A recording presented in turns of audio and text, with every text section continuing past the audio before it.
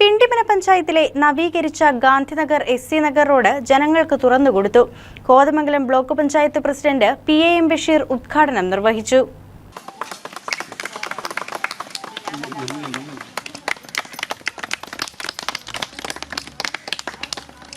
Kothamangalam block പഞ്ചായത്തിനെ സംബന്ധിച്ചിടത്തോളം ഏറ്റവും കൂടുതൽ പട്ടികജാതി കോളനികളുള്ള ഒരു ബ്ലോക്ക് പഞ്ചായത്ത് പരിധിയാണ്. ഈ ബ്ലോക്ക് പഞ്ചായത്ത് പരിധിയിലെ മുഴുവൻ പട്ടികജാതി കോളനികളും ഇത്തരത്തിൽ നവീകരിക്കുന്നതിന് വേണ്ടി സമഗ്ര വികസനം എന്ന പദ്ധതി ഏറ്റെടുത്താണ് കോതമംഗലം ബ്ലോക്ക് പഞ്ചായത്ത് മുന്നോട്ട് പോകുന്നത്. ഇതിൻ്റെ ഭാഗമായിട്ടാണ് ബ്ലോക്ക് പഞ്ചായത്ത് 2024-25 വാർഷിക പദ്ധതി റോഡിൻ്റെ നിർമ്മാണ പ്രവർത്തനം ഫണ്ട് വയ്ക്കുകയും സമയബന്ധിതമായി അത് പൂർത്തീകരിക്കുകയും ചെയ്തിട്ടുണ്ട്.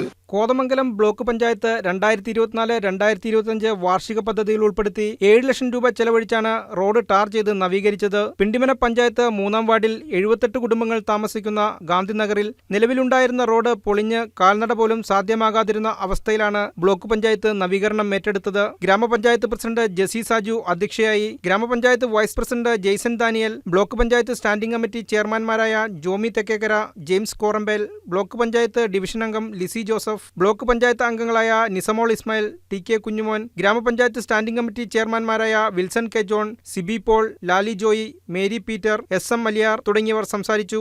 News desk KCV news.